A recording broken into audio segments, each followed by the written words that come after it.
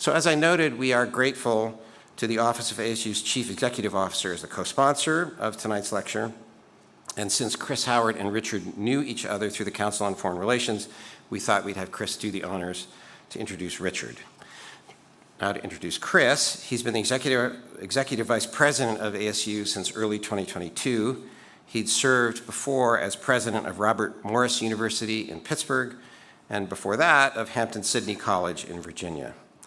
He's a distinguished graduate of the United States Air Force Academy, from which he was selected for a Rhodes Scholarship.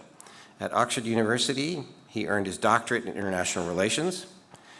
Howard's military career included service as a helicopter pilot and an intelligence officer, and he was awarded a Bronze Star for his service in Afghanistan. Sometime in there, he found time for an MBA with distinction from Harvard Business School, and more recently, he found time to work with the Aspen Institute's strategy group on a report arguing for new focus on preparing American security professionals for the new era of strategic great power competition. And among others, he worked with former Secretary of State Condi Rice on that project. So please join me in welcoming Chris Howard.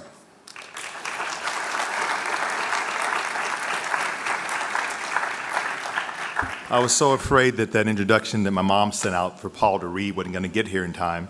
But it did arrive in time, so thank you very much, Paul. Let's just give Paul a round of applause for the great work he does, not only for students at ASU, citizens of Arizona, but citizens of the United States of America and indeed the world.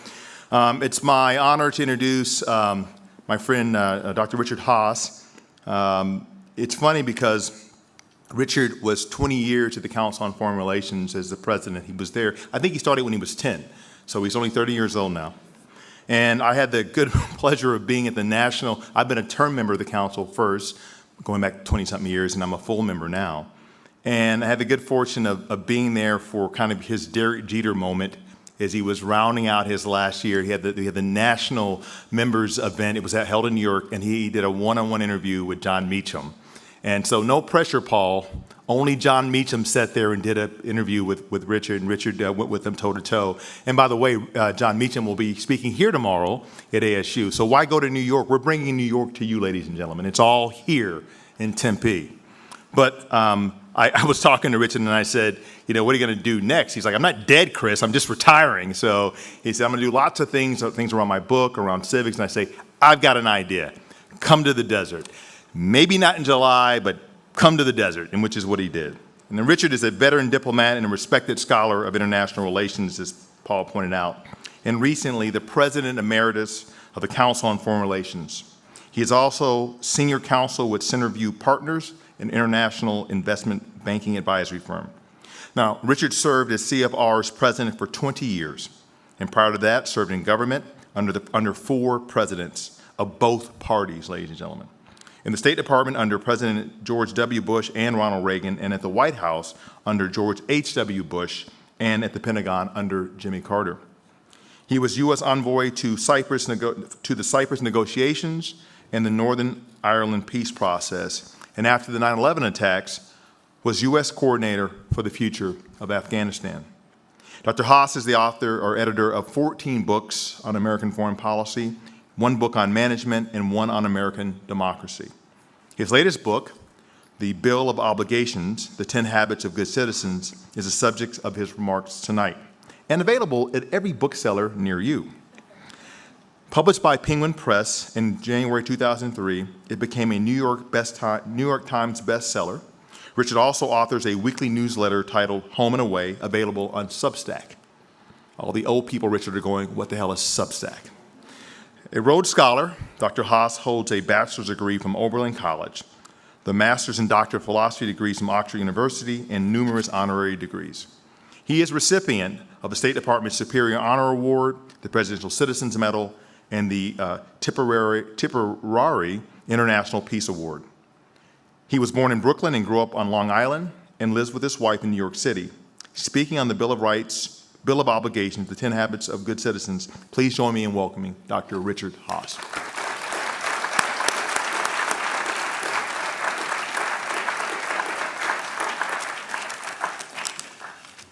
Thank you, Chris. Thank you, Paul. It's great to be here. So back in New York, people say, well, where are you? And I say Arizona. And they say, why? lots going on in the world. And I said, yeah, but this is the most interesting place in higher education. And I've had an extraordinary day here, thanks to these two gentlemen and to the president, President Crow, and others. And it really is a remarkable institution that I think is, in many ways, showing the way. If higher education has a bright future, it may actually begin here. Okay, so I'm going to say a few things about state of American democracy. Then I think Paul and I are going to have a conversation. Then we're going to have a conversation. I'll say now, if people do want to ask some things about the world, one or two things are going on. I'm more than happy to go off script. But for what I'll say here, I'll focus a bit on things internal, though I want to make 2 points. This is a really dangerous time. And if you're not worried, I'd simply say, pay closer attention. You ought to be worried. You ought to be worried about the world. You ought to be worried about the country. And in some ways, what's happening out there affects what's happening here and vice versa. I mean, just think about it. Here we are. It's October 2023. Obviously, we are all absorbed with the horrific violence that we've seen in the last few days in the Middle East against Israelis. And we'll see where this crisis unfolds. But for the last year and a half, to the extent people have been looking overseas, they've been focused on Russia's violent, aggressive war of choice against Ukraine, which has been one of the most costly, by every definition of the word costly, conflicts in modern times. We've got the growing friction between the United States and China, in many ways the two most important actors of this year. In North Korea, people may not be paying attention, but North Korea has built up a sizable stockpile of nuclear weapons and an ever more numerous and ever more capable stockpile of missiles that can deliver them with greater accuracy and greater distance. Iran is obviously also building up many of its capabilities and supports groups like Haass and Hezbollah that are plying their trade of terror. At the global level, we've recently pretty much, not completely, but pretty much come out of COVID-19 and the pandemic, depending upon how you count, but close to 20 million people around the world lost their lives. It won't be the last pandemic. This one, again, hasn't gone away. Climate change is not just a future threat, but it's a present reality that before this century is over, as important as everything I've mentioned is and will be, it's not inconceivable that the defining dynamic of this century could yet turn out to be climate change and its implication for modern life, economic, social, political, you name it. We're at the dawn of lots of new technologies, not just cyber, which is a little bit less new, but obviously AI, things going on in biotechnology. And I would simply say technology is far, far, far outpacing the ability of governments, much less the world, to contend with them. How they might be regulated. How do we basically figure out emphasizing the good and discouraging or pushing back against the bad? We are not even in the right zip code on that. I mentioned a lot about strong states around there. We've also got an epidemic of weak ones. For a lot of countries in the world, the problem is not invasion from a neighbor, it's implosion from within. You've got governments that cannot fulfill the obligations of governments, which has implications for their own citizens, but then for their neighbors. Coups have become more commonplace of late. Migration is increasing around the world. And then, as if all that were not enough, and it's more than enough, to be honest, it's a dangerous time here at home as well. And let me talk about the danger on two levels. One is the danger of what you might call systemic political dysfunction. We have become the gang that can't shoot straight. We can't get things done. And what it means is that pressing challenges grow ever more pressing. We see, for example, that the debt is mushrooming, and it's become not just larger, but far more expensive to service as rates have gone out, and this is going to crowd out all sorts of much more productive investment. We've got a problem at our border, our southern border. It's essentially out of control. And I live in New York, but all around the country we see the implications of this. I think if I had to choose one area of real crisis in America, it's not as dramatic, perhaps, as the budget or the border. It's K through 12 education. The one thing most Americans have to do is from the ages of 6 to 16, they've got to go to school. Well, we are not delivering across the board anything like a quality education. So then people are leaving school at 16 or 18 or whenever, and they don't have the skills to navigate life successfully. We are simply not, people, think about it, people line up around the world at American consulates. Why? To go to our great universities. How many people line up at American consulates around the world to go to our inner city public schools? Not too many, I would, and that tells us something. There's no reason why we can't produce things that are better, or maybe there's lots of reasons, but we're not we're coming out. So this dysfunction has real impact on our society. It also makes it harder for us to come together for foreign policy. It certainly makes it harder for us to send the message that democracy is a wonderful, productive, efficient form of government. You should adopt them, people around the world. We can have our diplomats talk till they're blue in the face about the advantages of democracy or the pitfalls of authoritarianism, but it's never enough in foreign policy to talk the talk. You've got to walk the walk. And we are simply not walking the walk to a large extent. And then worse yet, in addition to democratic dysfunction, the reality now is democracy itself is at risk.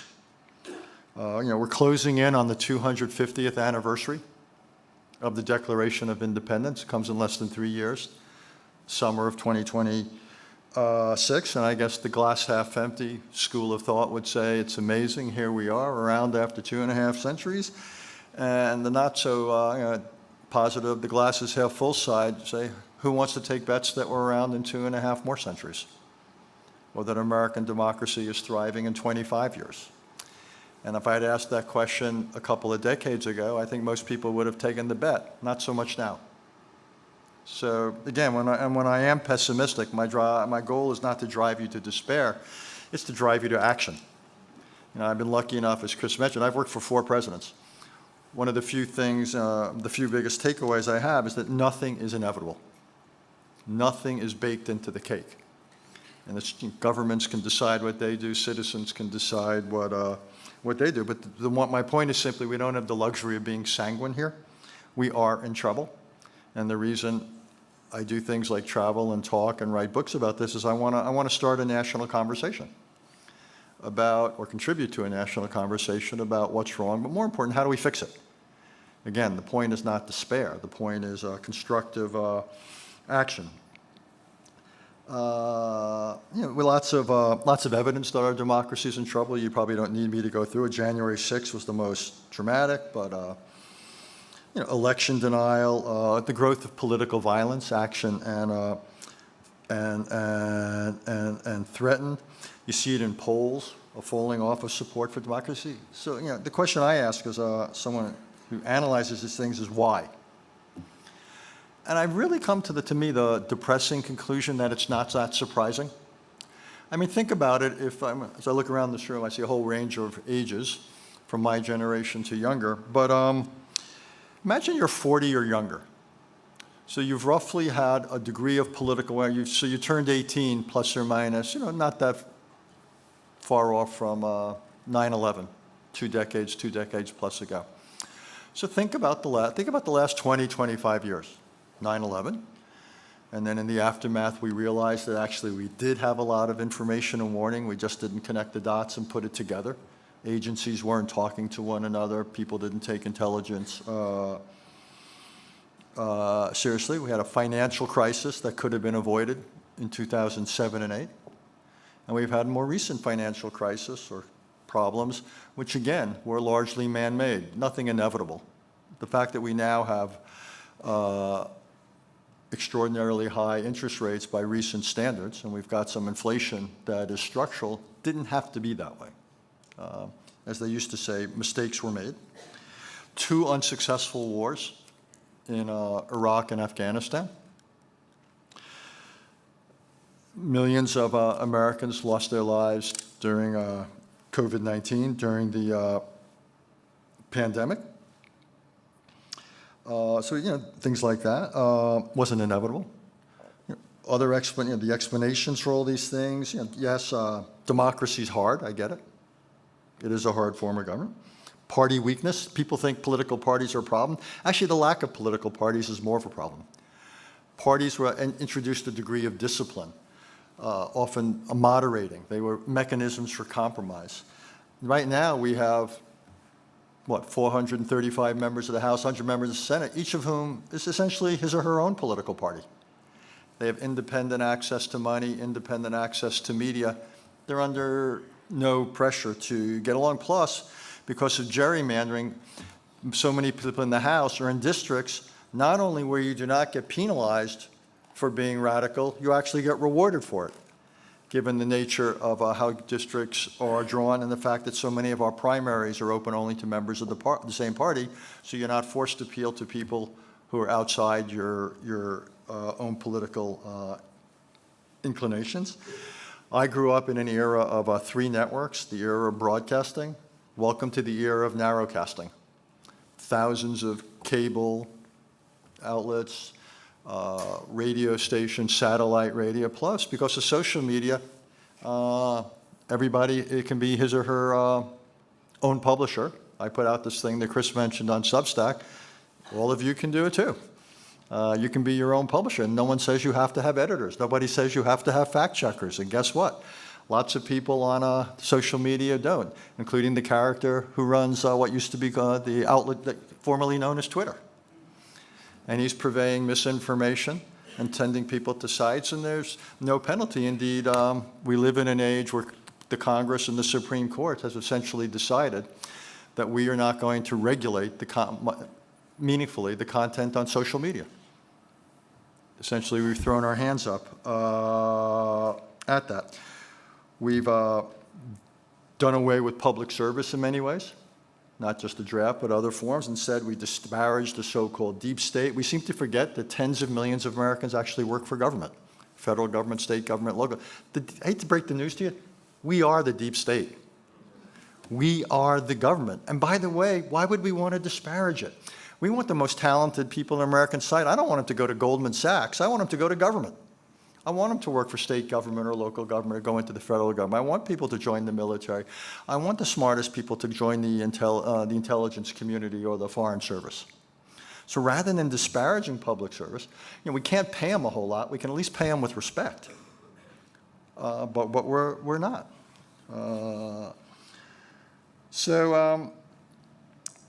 Know that. And one last thing I'd mention, we no longer teach our story in our schools.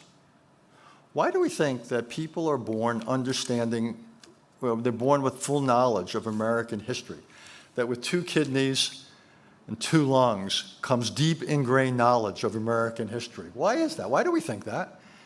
Last I checked, it doesn't. It's not in our DNA. Here we again, we're one of the great universities here. But we, whether it's high school, colleges, university, whatever, we would never, ever, ever want a young person to leave the campus with or without a degree, who couldn't read and comprehend at a fairly high level, write, speak, do critical analysis, be able to do basic math, be able to get on to access the internet and so forth. Why is it not a priority for this society to prepare people to be citizens? Why is that any less important? It seems to me it shouldn't be, but we're not doing it. Lots of reasons why. We've created other requirements, the so-called crowding out because of STEM, but basically, it's not a priority.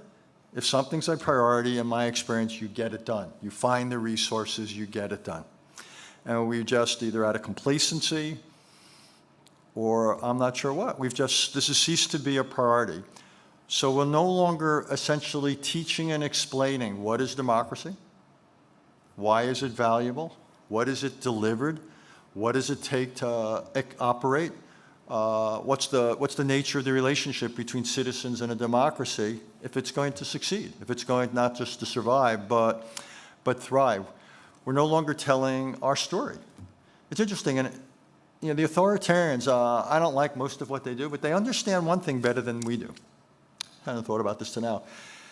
If you look at what authoritarian regimes do, the Chinas, the Russians, and us, one of the things they are fanatical about is the writing and rewriting of history. One of my colleagues just published a book about dissident historians in China and how they've been repressed and so forth, because they're telling the truth. And one of the things that system doesn't want known is the truth. Mr. Putin, in order to prosecute this totally unjust, unwarranted war, is trying to control the narrative in Russia. The authoritarians understand that history is not something simply about yesterday.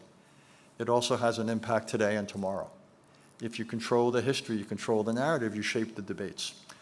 They are paying attention to it. Unfortunately, what they are doing is rewriting and distorting history for their own purposes at home and abroad. We are ignoring history. And what happens then, if you ignore it, like anything else, vacuums get filled. So if we don't essentially tell our story to ourselves, if we don't teach our own history, that space will get filled by this or that conspiracy monger or this or that group or individual who have a distorted, narrow view of ourselves. This is a country that was founded on ideas. And if we want this country to continue to do well, much less exist, we have got to perpetuate those ideas. Okay, so I've laid out this tale of woe. I get it. And there's a zillion studies that are out there about reform, how to fix American democracy. A lot of good ideas, a lot of trees have been felled to publish these books and reports. The only problem is that for the same reason we're in the hole we're in, we can't get out of it. We can't get support for these reforms because every one of these reforms would bring about changes that would hurt some of the individuals and groups who kind of like the system the way it is. And shockingly enough, they block these reforms. So we can write all these earnest, wonderful studies about end gerrymandering and let's change the way we finance our politics and let's totally regulate social media, et cetera, et cetera, et cetera. All potentially really valuable, worthy ideas, but they ain't going to happen. So if we put all of our eggs in the basket of potentially desirable but unlikely political reform, nothing improves things. So my view is we have to do nothing less than rethink what it means to be a citizen. And if I had to boil it down, is we have to understand that democracy and citizenship cannot simply rest on a foundation of rights, or to use the academic structure, rights are necessary but not sufficient for democracy. I get it. Just for the record, I'm not against rights. I actually am in favor of them.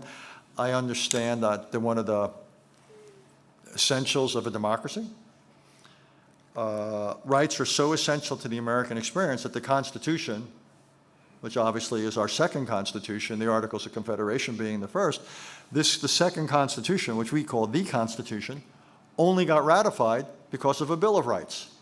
Several states said, we just fought this tyranny in Britain. We're not going to create an American tyranny with a strong executive branch, a strong federal government. So the price of getting this Constitution ratified was to put this Bill of Rights into it. And it actually was, I think, rather than thinking of it as a price, it's actually a benefit. And over the years, we've expanded it somewhat to create an ever more perfect union, to deal with our flaws and imperfections, what Abraham Lincoln referred to as our unfinished work, and it remains unfinished. But even if somehow we had a magic wand and we could finish that work and we had figured out a perfect way of making rights safe and protected, American democracy still would have real problems. Because the simple reason is that rights inevitably come into conflict, particularly when individuals define those rights in absolute terms. Take one of the hottest issues of the moment, abortion. If you believe that a woman has a right to choose, mother has a right to choose no matter what, and someone else believes that the unborn must be protected no matter what, everybody is embracing their conception of rights, and then what? How do we broker that? How do we navigate that? How do we avoid either gridlock or worse yet, a descent into violence? And that's not I could use 25 other issues. where people's definition of rights, whether to do with guns, wearing masks, not wearing masks, getting vaccinated, not getting vaccinated, rights inevitably collide. What do we do then? And what do we do then if decisions are made through a political process, but the political process is not seen as legitimate because of how the people in Congress are voting, or because how people ended up, how we got the balance we got in the Supreme Court? What then? If the political process isn't accepted and seen as legitimate, what process does that leave us? That's when we end up in the streets. And before you say it can't happen here, it kind of did happen here a little bit on January 6th. We've got more political threats in our system now than I've ever seen in my lifetime. A lot of people now need all sorts of protection on various sides of the political spectrum. Also, I spent 3.5 years of my life negotiating in Northern Ireland. That was a modern European city, or Belfast and the rest of Northern Ireland. I've seen how violence can come into modern Western society. So to say it can happen here, not so much. It could happen here. Not will happen here, but it could happen here, and our goal has to be that it doesn't happen here. So what do we want to do? My view is we have to, for the time being, accept that we're not going to be able to fix our political system. I've put forward various obligations. We can talk about them. A lot of these are behaviors. I'll just rattle through about being informed. Thomas Jefferson's basic understanding of the most important thing of democracy is to have an informed citizenry. To be involved, get informed, get involved. Among other things, vote. Lots of other ways to get involved. We can talk about, by the way, how to get informed and why it's so hard to be informed at a moment we're swimming in information. It's kind of a bizarre contradiction, but it turns out to be true. We want people to be open to compromise. Not all the time, but at least be open to it all the time. Consider it compared to what? To be civil. Why can't we disagree civilly? And there's a self-interest in being civil. One is it holds out the possibility of compromise, but two, even if you can't compromise on, what's today? On Tuesday? Tuesday? Wednesday. Wednesday. Travel's a dangerous thing. You can't compromise, reach compromise with somebody on Wednesday on this issue. Maybe on Thursday you can on another issue. But if you've been uncivil towards them and you've destroyed the relationship, then good luck on finding common ground on other issues. Already talked about rejecting violence, value norms, have some commitment to the common good, which is a basic, not just Judeo-Christian idea, but also we all benefit from it. Two things I would highlight, or in addition, one is government service. Mentioned that before. We want public service to be something that's valued, encouraged. It's a great way to train, a great way to bring Americans together who now are living in separate ecosystems. We want, again, to recover some commonness, some idea of Americanness. Civics, mentioned that. We want in our schools civics to be taught and required. We can have a debate about exactly what ought to be in the civics curriculum, healthy debate, but we want it taught. It ought to be, to me, one of the central planks of Americans' education. And we want to have, above all, the idea that country comes before party or person. We want that in our public life. And we, the citizens, we, the voters, we have to demand that. And we have to hold people's feet to the fire. And if we see people who are not putting country before party or person, they ought to be penalized. But that's on us. One last point. What I'm talking about, if you think about it, none of this is going to be delivered to us. If we wait for American democracy to be saved, it's never going to happen. Even if we had someone at the top level who modeled all sorts of admirable behavior, he or she is not going to be in a position to essentially get others to follow suit. Again, what we have to do is build a political context, a political ecosystem where obligations are rewarded and those who do not have a sense of obligation are not rewarded. And all of us have a role in that. And if I leave you with one thing, is everybody has a homework society, which is to think about their own lives, their own behavior, what they can do. I've already mentioned schools. I believe that schools ought to be teaching civics, middle schools, high schools, colleges, ought to be central to, ought to be a requirement, not simply a possibility, a choice. And everyone in this room can have a say in that. I mean, we see all sorts of people getting involved in what's taught in this or that high school about race or something else. Well, why not about civics? Parents can show up and ask questions. People are paying whatever money they pay to go to school. Why isn't this a subject? People can press faculty, administrators, what have you. This is a legitimate topic, but again, I've seen parents protest when phys ed is taken out, or people wanted more STEM. I get those. Yeah, I understand those things. Why is this any less important? So one is to get involved on the question of what is taught. Religious leaders. Several of the things I talked about, openness to compromise, rejection of nonviolence, civility, sticking up, standing up for the common good. Those sound to me pretty consistent with religion. I don't believe religious leaders have to take stances on every other public issue. But these are not policy issues. These are basic behaviors. And look, they're going to give their sermons and their homilies and the rest once a week or so. So have at it. Why is this not a legitimate area for people who have authority in our society? And not to do it is every bit of a decision as doing it. Acts of omission are just as significant as acts of commission. Silence is not always golden. Silence, when things need to be mentioned, is a choice. And religious authorities ought to be pressed to take this up. Business leaders. Every business leader ought to be pressed to make it easy for their employees to vote. Give them half a day off to vote or a day off to go work at the polls. Some do that, many do not. That sounds to me pretty legitimate. Think about it. What do business leaders have a stake in? They have a stake in the rule of law. How many businesses in this country will thrive if Americans can't get to or from work or to or from stores because it's dangerous? If the rule of law breaks down. How many business leaders would like it if some future government weaponizes the IRS against them if they contributed money to the other side? Or if some regulatory agency goes after them selectively because they don't like their politics. Businesses have an enormous stake in American democracy. They're being pressed to act on climate or diversity issues. It's a different conversation.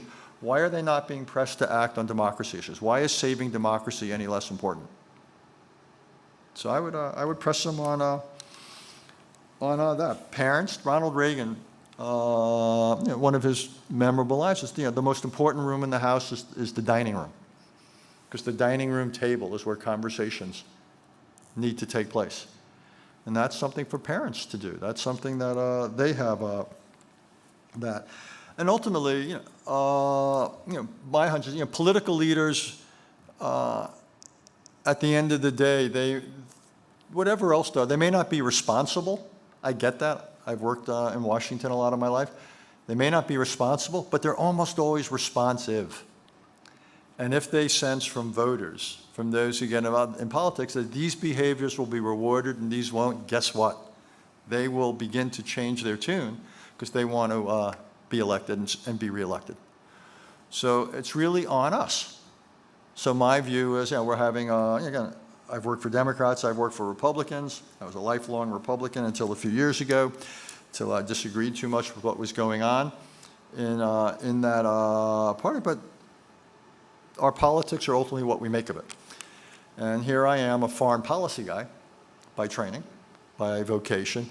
But I have, again, come around to the idea that this is actually the biggest national security challenge facing this country. So let me give you two images, two coins. People don't carry coins anymore, but imagine they did. One's this coin, the citizenship coin. One side is rights, one side is obligations. Citizenship is about both. The other is the national security coin. One side of national security is the stuff of foreign policy, kind of debates we have about Ukraine and the rest. The other side of the national security coin is this. It's our ability to function as a democracy, that it's not something that others will admire and want to emulate, but it's that our partners around the world will trust, that our foes around the world will take notice of, and that can deliver to ourselves. So we basically decide this democracy is worth keeping and worth fighting for. And again, I think for the first time in modern history, this is now in doubt. But the good news is it's in play. And it's not too late. Nothing is irreversible. Everything is reversible. But it won't. Good things just don't happen because they're good. Good things happen because good people come together to make them happen. So good people, make them happen. Thank you very much. Thank you, Richard, for those remarks. I want to start with a question about the broad theme that you raised, that we ought to be worried. And yet, you're calling us to have hope if we will work. So hope is a verb, do something. So I'm struck by the echo you've offered today of remarks by Abraham Lincoln in 1838, probably his first major public address, because you just used the verb, how do we perpetuate our Republican democratic form of government? And in 1838, he said there's violence starting about slavery, about temperance, about other issues. And a root cause for him was a lack of civic education. We needed education of the constitutional laws so that we peacefully discuss, negotiate, arbitrate our differences. For him, there was no external threat. There's a line in that perpetuation address from 1838. No foreign power could ever invade us with a Napoleon at the lead and take a drink out of the Ohio River. To him, the threat was just within. You are in the echo now are saying the threat is, we are in a different world. The threat is both within and it's external. We have foreign enemies who will exploit this civic dysfunction and civic corrosion, and we're just in a dangerous, difficult world. So you're both talking about civics. I think, to use another phrase, you said, the unfinished work from Lincoln, new birth of freedom, right? But talk, if you would, a little bit more about, here's my question, your lifetime experience. Why, for goodness sakes, why are you not in despair? And my hunch is that you've seen a lot in your career, right? The Cold War. To think that we won the Cold War and other things. You've seen America come back up out of difficult situations and say, if we will work together, we can do what needs to be done. The reason I'm not in despair, and no one should be in despair, is history teaches us what this country can do. I mean, you mentioned the Cold War. Last I checked, correct me if I'm wrong, the Cold War stayed cold. It was a 4-decade conflict between the great powers of the day that did not erupt into direct confrontation, much less nuclear war. Last I checked also, the Cold War ended peacefully on terms that even an optimist would not have dreamt of, in terms of how we came out vis-a-vis the Soviet Union. And by the way, 2 years later, the Soviet Union was no more. So not bad. But think about other things beyond geopolitics of the last 75 years. The average American lives several decades longer. We've had problems in the last few years, I understand, particularly with male life expectancy. But if you compare 45 with a few, until now, it's still a massive increase. Secondly, wealth. You look at the GDP per capita in the United States after World War II and now, orders of magnitude difference in this country. Look how much we've changed. If we look at the civil rights movement, extension of the vote to 18-year-olds, and so forth. This is a country, recently the gay marriage. This is what this democracy shows is an ability to adjust and adapt. The innovation. We got through COVID. As a lot of people died, though I think a lot of those people died because of their individual or certain collective decisions. But look at two things that got us through COVID as well as they did. One was the mRNA vaccine. When COVID began, the estimation was, based on traditional science, that it would take somewhere between 7 and 10 years to develop a safe vaccine. It took closer to 7 to 10 months. Fantastic. And then the vaccine was safe and effective. Unbelievable. And then the other technology, which doesn't get the credit it deserves, Zoom. Zoom meant that none of us had to choose between going to school or going to work or doing a lot of other things and staying alive. Zoom allowed us to continue many aspects of our lives without putting our health at risk. And it just shows to me the creativity of this society. in part also in many cases because of years and years of some of the most talented people around the world coming here. So I see lots of reasons to look at democracy and say, hey, we've got a lot to be proud of in terms of rights, economic performance, social change, foreign policy accomplishment. It's an unparalleled record. So one, I think we've got something worth keeping. We have the ability to correct our flaws. What I think we've got to do is remind people why it's valuable. And, and then we've got to get working. And one of the reasons I want people, I should have said this when I was speaking, to adopt some of the obligations, I think if a slightly larger number of Americans adopts these obligations, I think things will begin to get better, full stop. But then it also creates a context where it's just possible that some of those more ambitious structural political reforms that now are non-starters, it could create a context where some of those have a better chance of getting adopted. So no, I don't think anybody should despair. Nobody should give up. And small changes could have very big outcomes. Look how close American politics are right now, the balances. So small numbers of people getting somewhat more involved could have an outsized difference. So I would hope my message tonight is one of, in a sense, I really want to galvanize people to do things more than anything else. You are calling us to take up obligations or to rediscover the civic obligations we have as citizens of this wonderful country. So the Bill of Obligations. I want to ask you a question about two of the obligations. Number 4 is about civility, which you addressed. Remain civil. But I want to connect it to or point toward number 9, obligation number 9, about civic education, support the teaching of civics. So here's my thesis for you. Am I on to something, or is this wrong-headed? That one reason civility has dropped away is because of a lack of civic education. And you're a very practical person, right? You've been in government and watched policy for a long time. To see the connection that our system of government is complicated and it won't work unless people in it, in elected office and appointed office, understand the necessity of the utility of civil disagreement, of being civics, of being civil with each other. You mentioned it, right? But because we have not been investing in number 9, support the teaching of civics, people in elected office, appointed office, voters, journalism, media, they don't see the necessity. You may not like being civil, but the whole system won't work unless people can disagree in civil ways and compromise. Maybe. Think about it. I mean, I think there's lots of reasons. I think social media is one reason. The anonymity of social media allows a lot of people to write and say things they would never say face-to-face. The fact that also a lot of people live more separate lives.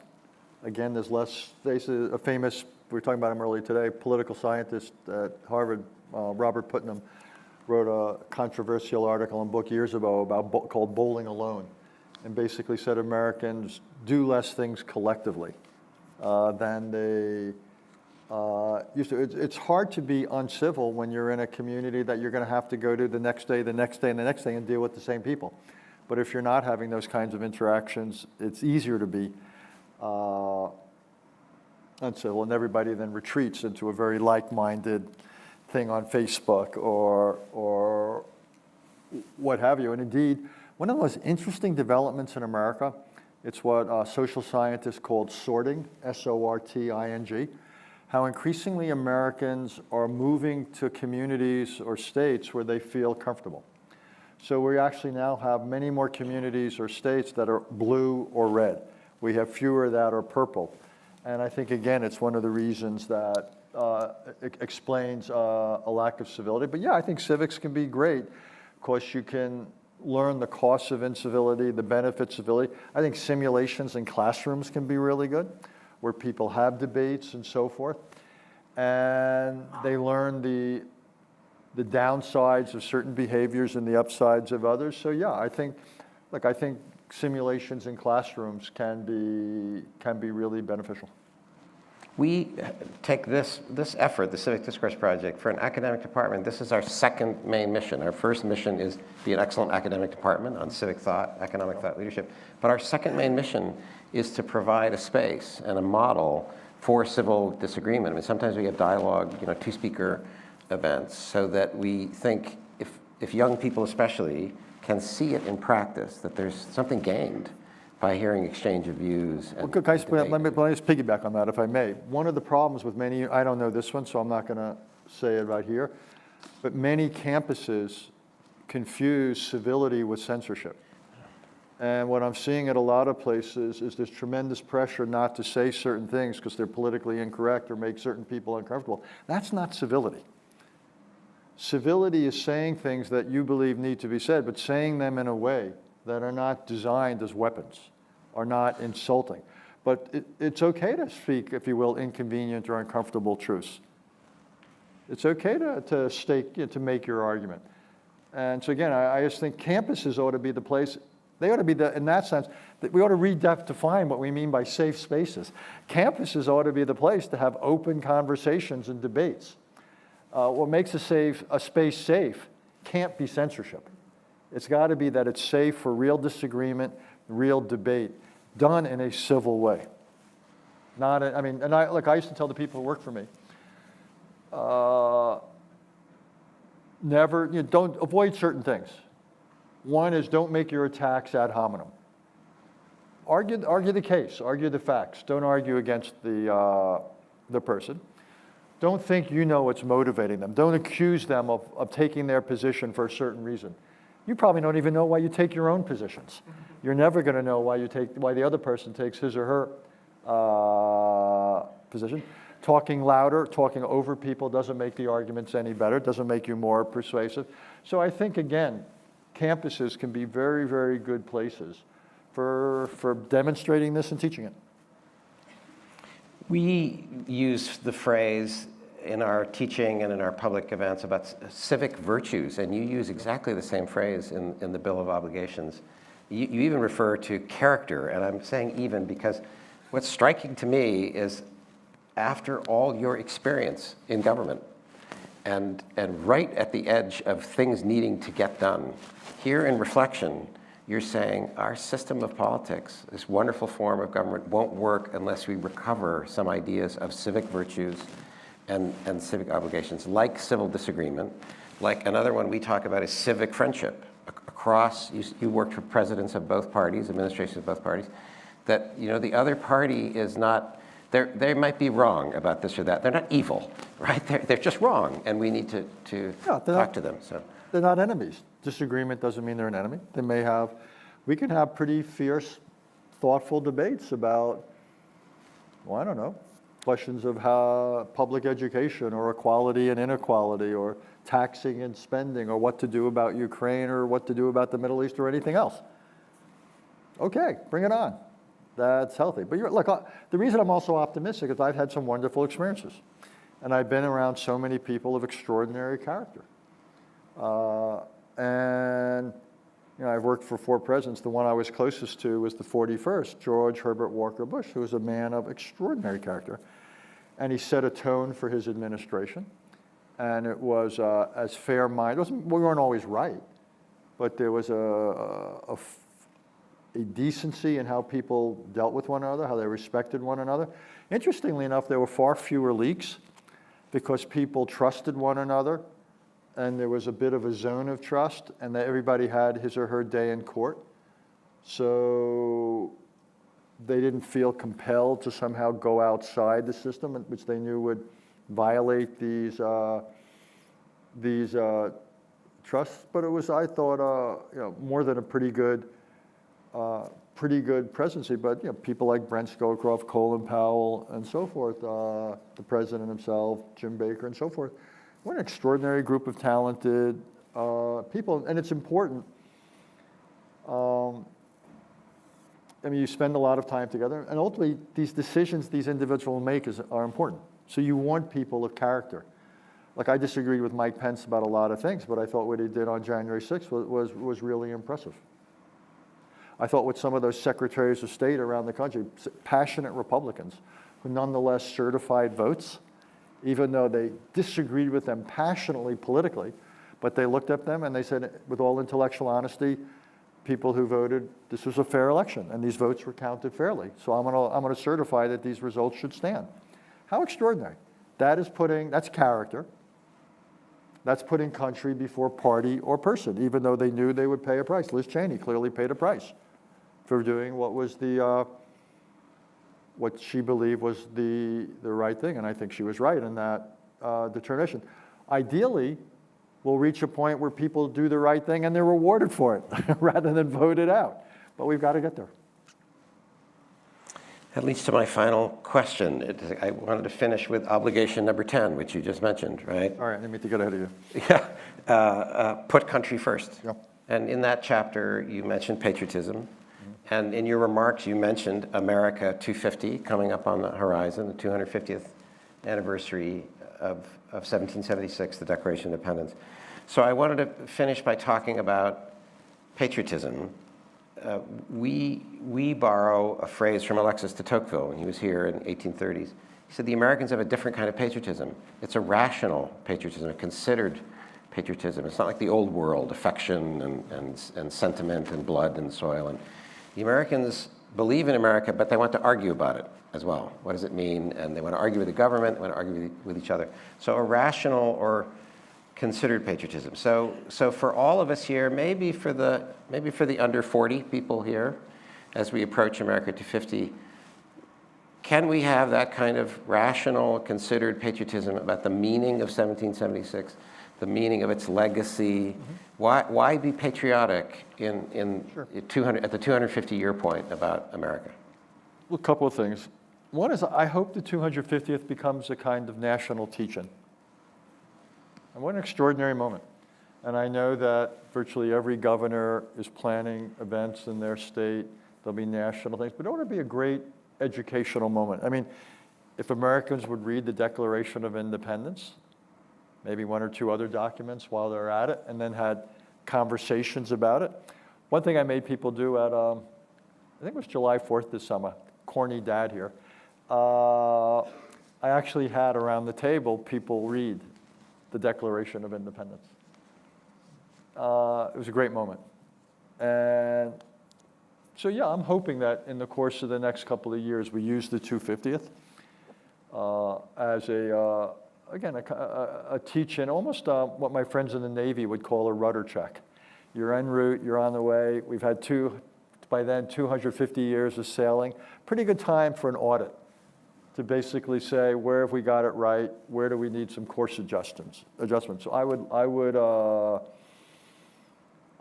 love to see that. And you asked me something else in that question, and I forgot what it was, so I apologize. I went on too long. No, I lost the thread. We can have a rational patriotism about America, a conversation and argument. Right? Yeah. I think what's so unique about American democracy is it is a little bit rational. A purely non-rational patriotism is dangerous because then it's not considered. This was a country not founded just on passions. This was a country founded on ideas. Not just what we were against, but also what we were for. And you read about them in the Declaration of Independence. Read about them in the Constitution. That was written a bit later. So it's considered. It's not simply, it's not simply people of one race or nationality or so forth. There's an idea that's woven into our fabric. And yeah, ideas are by definition somewhat intellectual.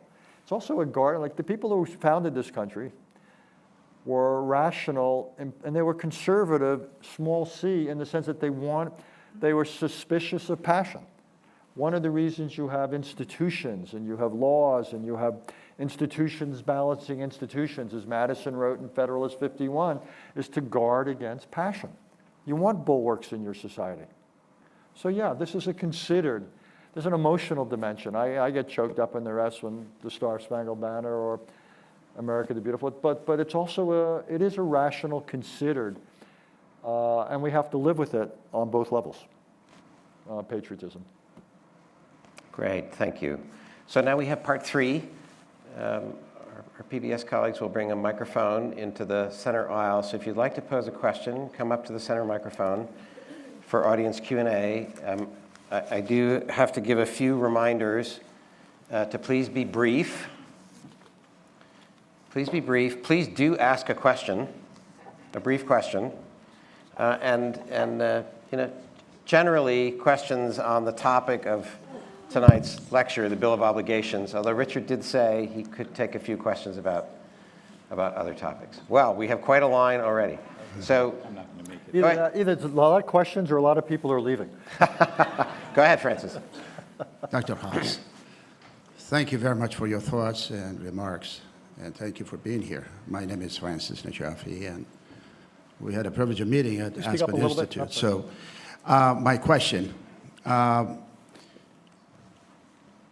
we are, no question, the most flexible, the most ingenious, the most knowledgeable, the most innovative society or country on earth.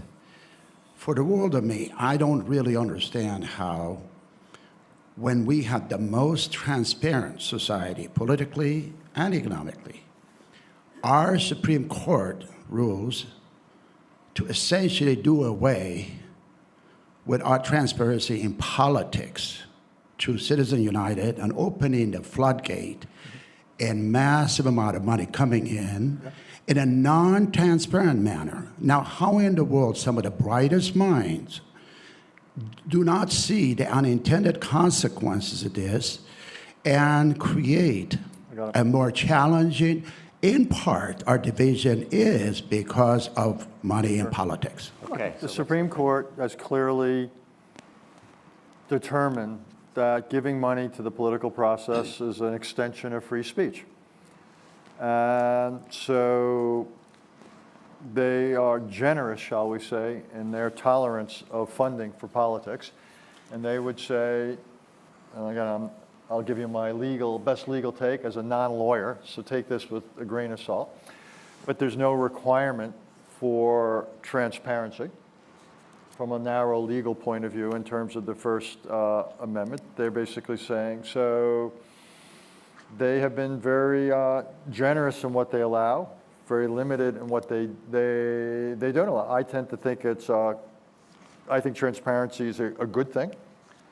The difference between spending limits and, but yeah, I'd like to know who's giving things, because I think then politicians have to defend the fact that they're getting money from this individual or this group. Though again, my own experience in politics leads me to think that transparency is, you could have so many middlemen and cutouts that you shouldn't kid yourself.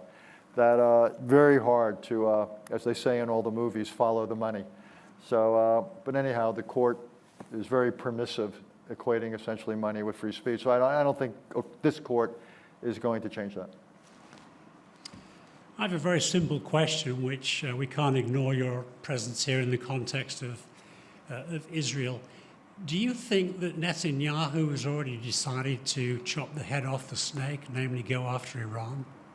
Iran? Yes. I couldn't understand that. I'm sorry. Mr. Netanyahu. Has Netanyahu decided to go after Iran, Yeah. not just Hamas and Gaza? At the moment, I don't see war widening as something the Israelis want to initiate. I can imagine 2 scenarios or 3 scenarios where they might. One would be if very hard evidence were to emerge about Iran's involvement in the atrocities that Hamas has already committed. Second of all, at some point, if Hezbollah, which is essentially an instrument of Iranian foreign policy, located mostly in Lebanon, if they were to start launching missiles at Israel, and they have something on the order of 150,000 rockets that have quite extensive range in some cases, that would be a consideration for the Israelis, because there'd be a better target set in Iran, and obviously depending upon the Iranian nuclear program. So I can, if the Iranians began to cross certain thresholds. So I can imagine scenarios where Israel would want to take action potentially against Iran, but I think at the moment they would rather not see this war widen. Thank you.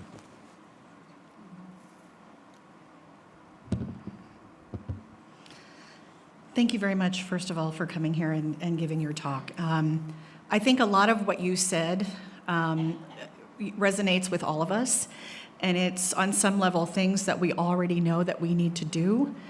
But my question to you is, do we need to reach a saturation point so that we can get past this political morass that is posing an existential threat to democracy. What is a saturation point in your Well, do we need to, you're talking about imploding. Do we need to get to the point where we've imploded so much?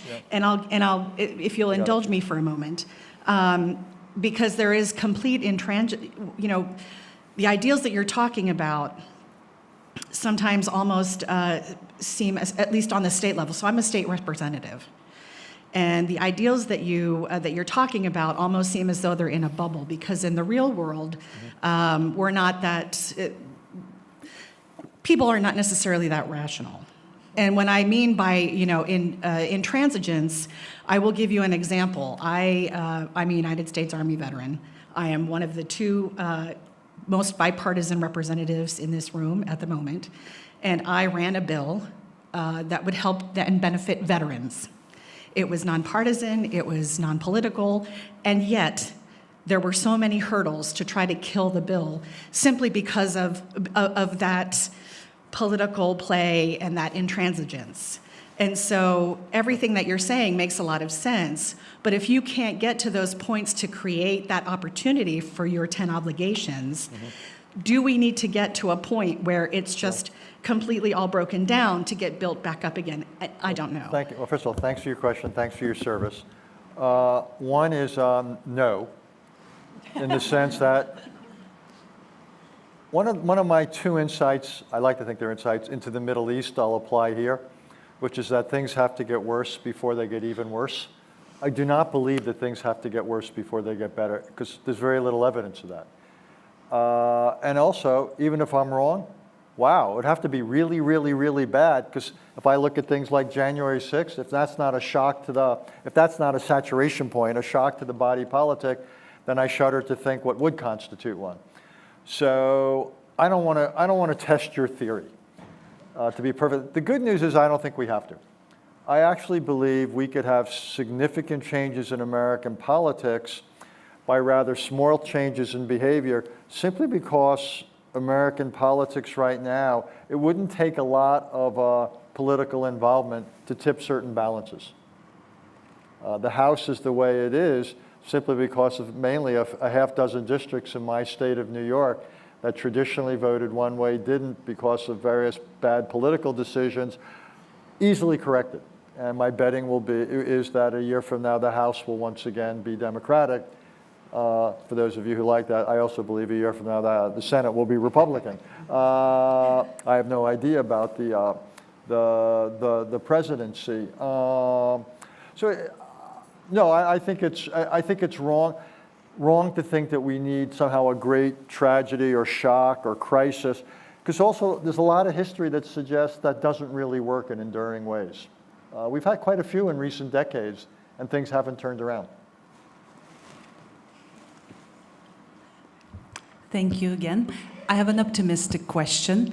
I work for Peace Corps, which is a federal entity, and I'm amazed at how many people actually want to serve their country in that capacity. My question, though, is how can we encourage more Americans to serve their communities and country? And if it's in your book, please tell me the chapter. I haven't read it yet, but... It's in the book, and I talk about, I can't remember, is it chapter 7, 8? Obligation 8, respect government service. It's obligation 8. And I think the best way to do it, I think there's a way not to do it and there's a way to do it. The way not to do it, I would say, is make it mandatory. Then we would have a massive debate about whether things should be mandatory. And people across the political spectrum would resist it. So I don't want to go down that path. I think what we need to do is incentivize it. How do we incentivize it? One way is with money. We should so if you look at what California's doing, they have various public service opportunities. They're paying people a decent wage, and they're training them. So that's one thing to do. Another thing is people who go through these programs, say it's a gap year or whatever. Just like employers give advantages or preferences to veterans, which is great, they could give preferences to people who went through this. Schools for admissions. You could say, hey, you did this in high school, but then you spent 2 years doing this. Well, okay, you weren't the greatest student in high school, but you do this, you did this, you grew up, you learned a lot, you're in. That would be something. And we could stop talking it down. We could start basically encouraging people. Again, we want the best and brightest. This is a fantastic training opportunity. If you're young people who haven't had great home experiences, haven't had great schooling experiences, this could be a great equalizer. If you look at, let's use Israel as an example. Israel was a place where the military, where language skills and other skills were taught. There's a lot of books that have been written how so much of the economic success in Israel were based upon relationships and skills learned in the military. So again, public service here could have amazing payoffs, but I think what's critical is to get out of the volunteer thing and make it a 1 or 2 year or however long experience where people go and get direct benefits, and then they can bring those back to the society. Thank you. My background is as an engineer, and as such, my training is based on looking for data, analyzing the data, running experiments, and coming up with a common set of facts. When I look across our society today, I don't see that we have such a thing as a common set of facts, and the term alternative facts, of course, has risen as well. When I then look at the number of people that have bought into what I will call the propaganda that the election was stolen, I struggle to think of how we can start by coming up with an agreement as to what those facts are, what is reality. So I'd like to hear your facts, your views on how important that would be, or do you let folks believe what they will, First Amendment and everything else, social media platforms, everything else? It makes us be so far apart. How can we even start to show up to have a conversation around something as basic as an election? To your point earlier on the heroes who stepped up and certified the vote. I'd love to hear your thoughts on that. Thank you. Look, your basic proposition is unfortunately right. You cannot have debates in a society without a common set of facts.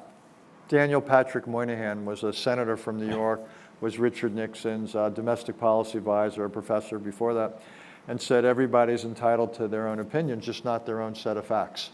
And he's right. So so we could have all the debates we want about certain subjects, but it's got to start from certain factual foundations or propositions. You can't mandate it. People have the right to spout misinformation. So I think, again, I've been thinking long and hard about it, and I do make it the first obligation about being informed. I don't think you can stop people peddling alternative facts, which is a preposterous concept, or misinformation or baseless conspiracy theories. There's always going to be a market for that kind of stuff. What you can do, though, is make consumers better. Essentially, what we need to start putting into our education, and I think particularly for middle schools and high schools, as well as college, is we ought to have a whole chunk of education. I think it's part of civics, and you call it information literacy. And we basically say, we don't want to tell people how to think or what to think, but we want to teach them how to consume information. How do they know what's a fact? How do they know what's purporting to be a fact really isn't? Where do you increase the likelihood if you go there, you'll encounter facts? What are places that traffic and facts have in common? What are places that don't traffic and facts have in common?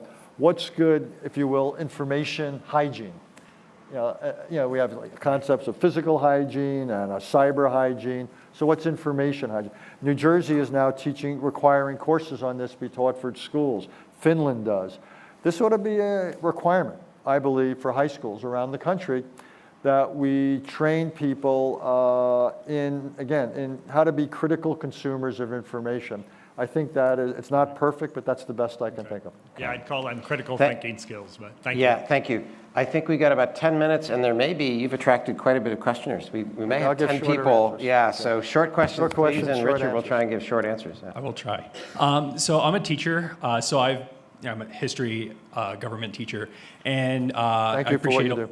Yeah, I appreciate a lot of the stuff that you've been mentioning. But I'm seeing that even if we teach, government and civics and everything like that, we have a political culture with our party politics, with moving towards identity politics, and also this cancel culture. As I see the kids age from middle school all the way through high school to graduating, kids don't want to participate in discussion because they don't want to be wrong, and they don't want to be canceled or called out. Okay, so your question. Yeah, is how do we fix this political and national culture regarding politics and I worry about it. I worry about self-censorship in schools. That if you, I've heard this now from so many young people, and particularly in high school, I don't know, also in college, that young people won't articulate certain points of view lest they be canceled. And travel around various social media sites and so on. All you can do is in the classroom as a teacher, try to create as permissive and tolerant an environment as you can. I don't know how you keep people off social media from doing destructive or unwarranted things. As a teacher, you only control what goes on in your classroom. That's where your writ ends. So I think you do the best you can within those walls, and you can make whatever pronouncements, but you can't stop people from anonymously or whatever posting things. And then I think you have to talk a little bit to people about standing up, developing a thicker skin, and not being intimidated or cowed. There's going to be, every day I get about 100 incoming that, shall we say, attack about anything and everything about me. And at some point, you just got to dismiss it all. It's easy for me. I'm a bit older and I've got some standing. I get it. But partially, you want to teach people coping skills. And again, maybe that's part of, I talked about information literacy. How do we navigate this world? And it's not just navigating information, but navigating attacks, navigating pressures. I hadn't thought about it till now, but you raise a good point that maybe now part of education of coming of age is how do you navigate this kind of environment where you're going to face these kinds of pressures and attacks. Maybe that now needs to be part of the toolkit. I like that idea. Great. Thank you. Thanks for what you do. Yes, I would ask you to draw a clear distinction between teaching people civics and teaching people civic virtues. The reason I say this is because I think in Arizona, civics, government, American history is taught in all schools. It's a requirement. Whether it's taught well is a different question. My experience is it's a lot of details of mechanisms of government. Got it. But civic virtues may not be taught at all. To teach both. It's not a choice. It's not either or.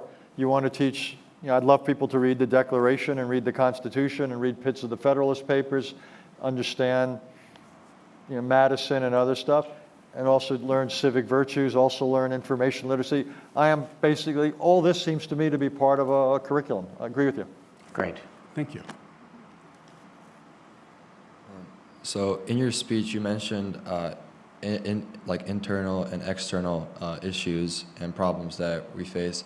So in the near future, what do you think proposes a bigger threat to the United States, internal or external issues?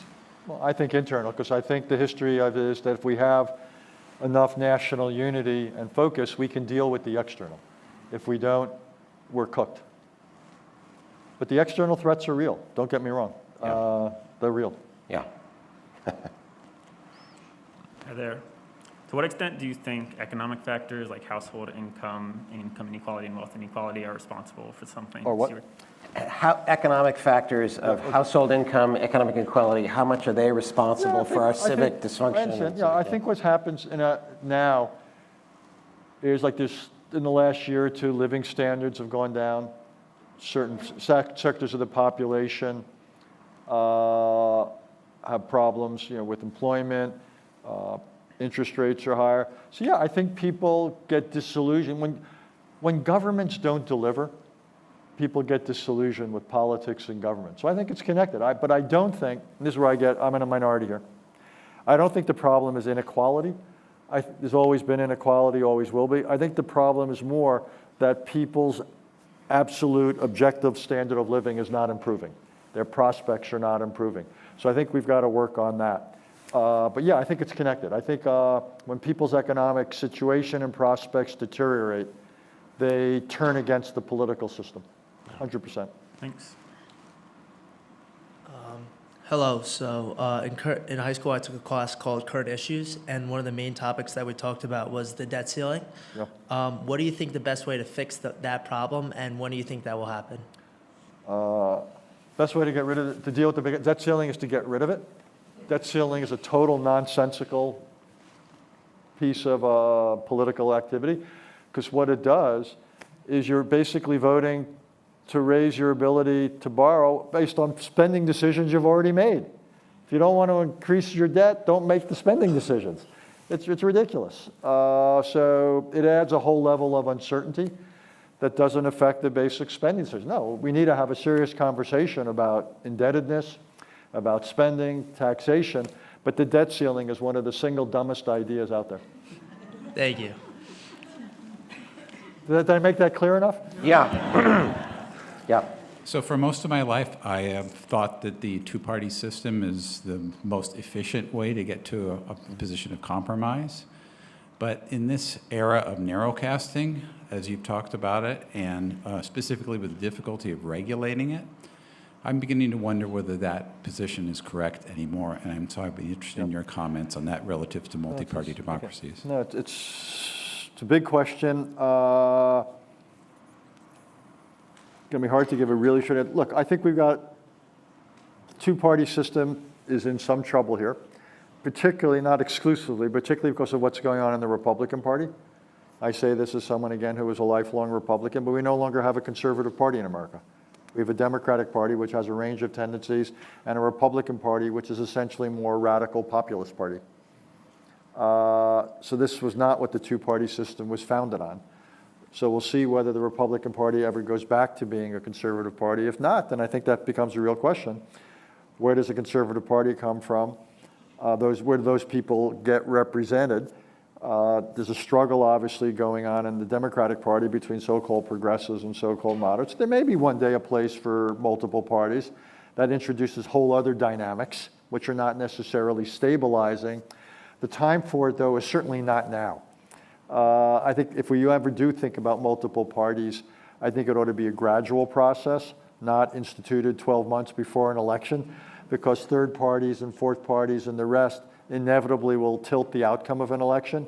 And let's be blunt. I look at Cornel West, I look at Robert F. Kennedy Jr. If they both get 1 or 2% of the vote, I will simply say whoever he or she may be, the Republican candidate will be the next president of the United States. You may like that, you may hate that, but it will not be, shall we say, a neutral effect. I think there is a case to think about third parties, particularly when major parties aren't being representative or responsible, but that needs to be a long-term, if you will, process. You get the last, better be good, you get the last question. Yes, I have the last question, and hopefully it's quick. I just want to see, do you think there's a correlation between lack of civic education and the distrust in institutions? It's a good question. I think the principal reason for the distrust is, particularly among younger people, a lot of Americans, is elites have made enormous mistakes in recent years.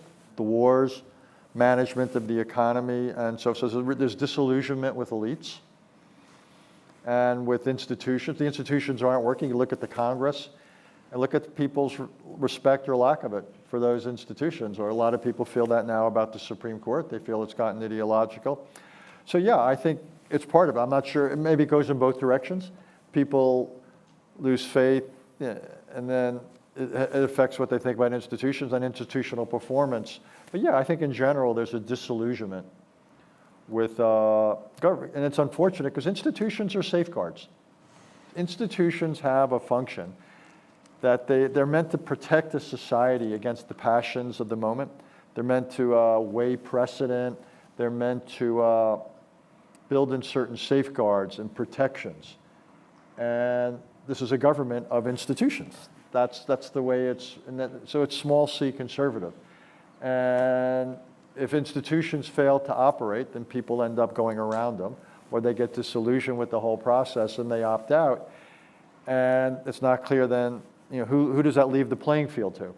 It's not necessarily a good thing. So yeah, I think institutional performance, in the economy, the Federal Reserve has not exactly been great institutional performance in terms of the management of the economy. So yeah, we all suffer, I think, and people then get disillusioned with the political space when public institutions that have real authority perform badly. And if people feel powerless, that these institutions or the individuals with them are seen as unaccountable, that's when people either opt out of politics or begin doing end runs around politics, and that's unhealthy. Thank you to the audience for those interesting questions, Great questions. and Richard for your off-the-cuff responses. I have some closing remarks. For all the students here, or anyone who cares about students here, I hope you get some information out in the lobby on the information table we have. You can also find more information on our website.